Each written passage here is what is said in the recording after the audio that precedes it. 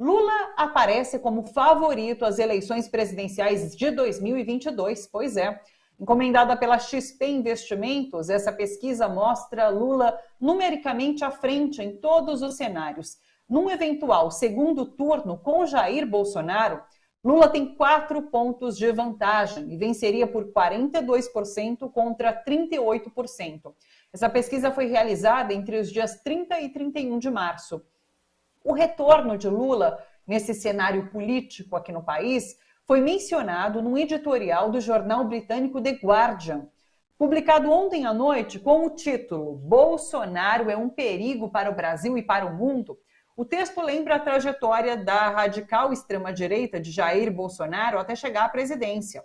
Dá um panorama da pandemia no Brasil e ressalta essa movimentação da direita para evitar tanto Lula como Bolsonaro. Diz o texto: a possibilidade do retorno de Lula é suficiente para concentrar mentes da direita e encontrar um candidato alternativo, menos extremista do que Bolsonaro. Esse editorial alerta ainda que a mudança na presidência do país seria positiva. Diz assim, olha, sua partida seria bem-vinda pelo bem do Brasil e do resto do planeta. E Jair Bolsonaro afirmou que não pode ser responsabilizado pela falta de vacinas contra a Covid-19 aqui no Brasil. Respondendo a um questionamento do Supremo Tribunal Federal, o governo garante que está fazendo um esforço hercúleo no combate à pandemia. Sobre a falta de imunizantes, diz não se tratar de mero capricho ou ideologia, mas que falta vacina no mundo inteiro para aquisição e que os atrasos na vacinação são de responsabilidade dos estados e municípios e não podem ser imputados ao governo federal. O documento termina dizendo que uma eventual intervenção do Poder Judiciário poderia agravar a situação em vez de melhorá-la,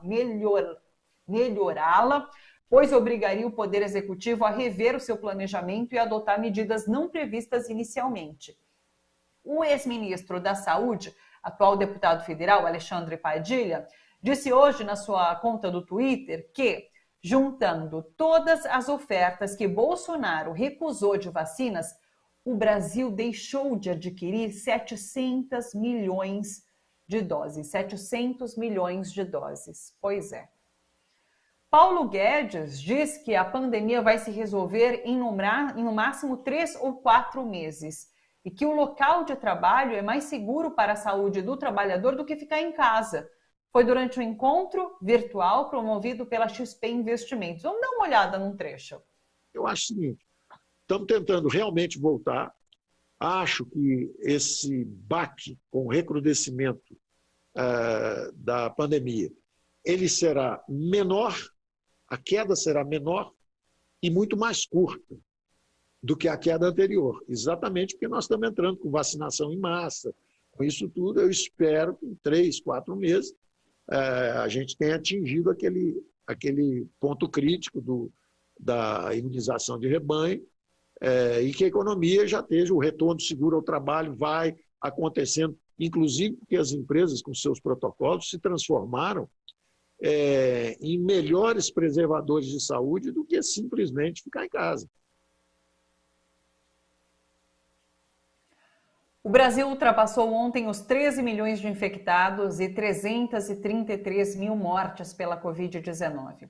Só o estado de São Paulo registrou 1.389 mortes nessas últimas 24 horas. É o segundo recorde desde o início da pandemia. A taxa de ocupação de leitos de UTIs no estado é de 90,7%. Começou hoje o pagamento da nova rodada do auxílio emergencial, enfim.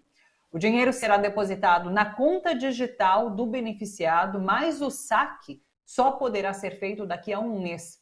O valor médio de R$ 250 só pode, por enquanto, ser movimentado digitalmente. Vamos chamar Silvio Catiabava, sociólogo, diretor do jornal Le Monde Diplomatique Brasil, para a nossa conversa aqui. Vamos falar um pouquinho sobre esse cenário. Tudo bom, Silvio? Tudo bem por aí? Tudo bem, Thalita. E você, como vai? Tudo bem também, na resistência por aqui. Deixa eu começar trazendo, na verdade, essa fala de Paulo Guedes, porque eu achei tão absurda, tão fantasiosa. Ele fala sobre daqui a 3, 4 meses a gente já ter alcançado então essa imunidade de rebanho e poder retomar aí o trabalho presencial, acabar com esse distanciamento social necessário. E daí eu quero relembrar essa fala da Karina Calife, médica sanitarista de ontem, que participa sempre aqui com a gente, falando que a gente só vai poder deixar o isolamento social quando tiver pelo menos 70% da população vacinada. Você realmente acha, Silvio, que daqui 3, 4 meses a gente vai estar com 70% da população vacinada? É uma ilusão de Paulo Guedes. É uma ilusão, é uma criação, é uma fantasia dele. Eu não acredito que ele ache isso, inclusive, né? O que ele está forçando é a volta ao trabalho, é a volta às atividades normais, sinalizando até que as empresas melhoraram as questões, né, de saúde, de prevenção. Mas o Paulo Guedes não está muito confortável na posição que ele está, né? Ele primeiro começa a ser desafiado pelo Congresso, né, no seu programa de austeridade, porque o Congresso quer emendas parlamentares para financiar projetos pelos parlamentares esse ano para poder assegurar seus votos em 2022, no ano que vem, né?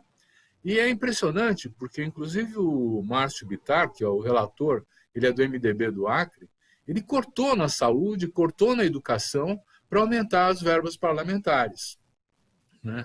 E aí tem um braço de ferro, né? Porque o governo Bolsonaro agora se apoia no Centrão, que cobra essas emendas, e o Centrão bate de frente com a política do Guedes de austeridade, né?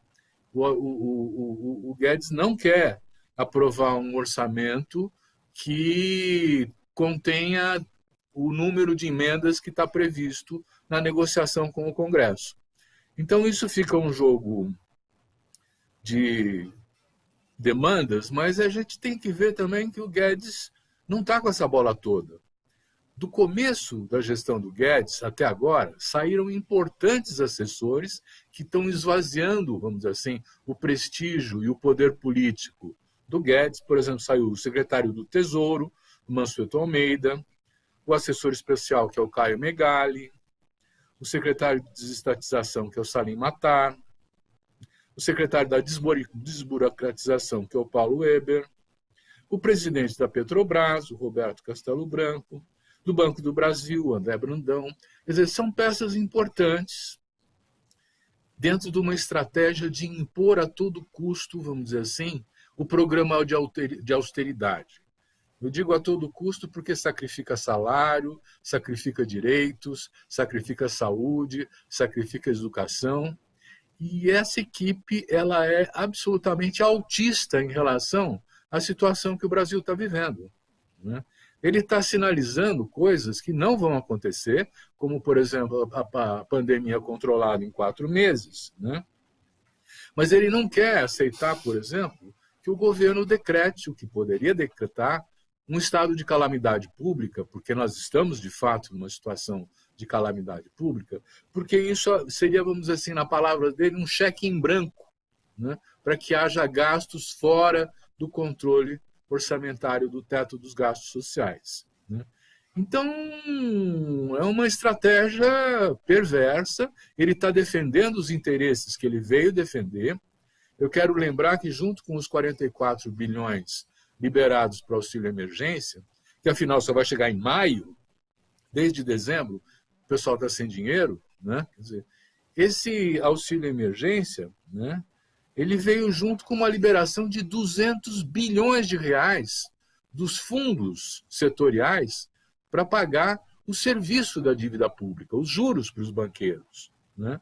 Então, não é que não há dinheiro, a política quer dizer, é uma política, é uma estratégia, né, de que nós continuamos vivendo num país que está penalizando a maioria, destituindo direitos, rompendo com a Constituição de 1988 para aumentar a lucratividade do setor financeiro, né?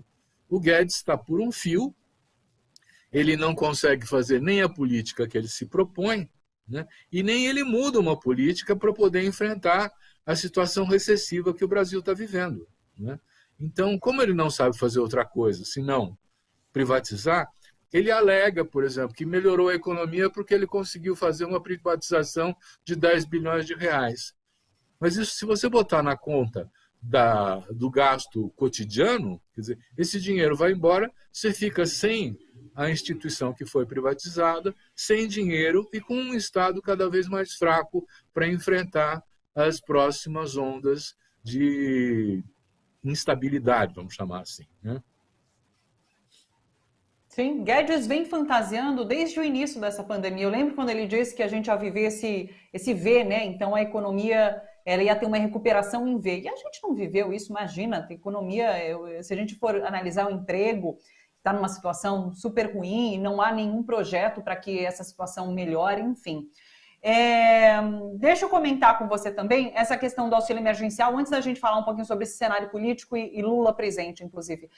Auxílio emergencial, que você já trouxe isso, só vai vir em maio, porque agora só é possível essa movimentação digital. Então, a pessoa que quiser sacar isso, e a gente sabe que a pessoa que quiser comprar comida para retirar esse dinheiro e ir lá no mercado para comprar comida, só vai ter daqui a um mês. Por enquanto, vai servir ali se você tem um cartão para poder usar ou para fazer algum pagamento que você precise fazer. Mas dinheiro mesmo é daqui a um mês. Daqui a um mês, né? E é curioso porque o fato de também fazer isso, quer dizer, você tem que abrir uma conta num banco para poder receber esse auxílio, você está bancarizando, né, dezenas de milhões de brasileiros que não tinham conta em banco, né?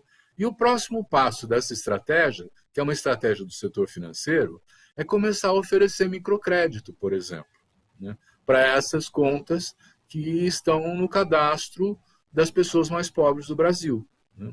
O microcrédito já se revelou interessante para grandes bancos internacionais, né? E tem sido uma fonte de recursos importantes na cesta de investimentos que o setor financeiro está fazendo. Quer dizer, não basta não reajustar salário, não basta reduzir direitos, reduzir pensões, reduzir a previdência, você ainda vai pegar o juro do financiamento do microcrédito desse pobre que não tem outro recurso senão tomar esse microcrédito. É muito perversa essa história, né?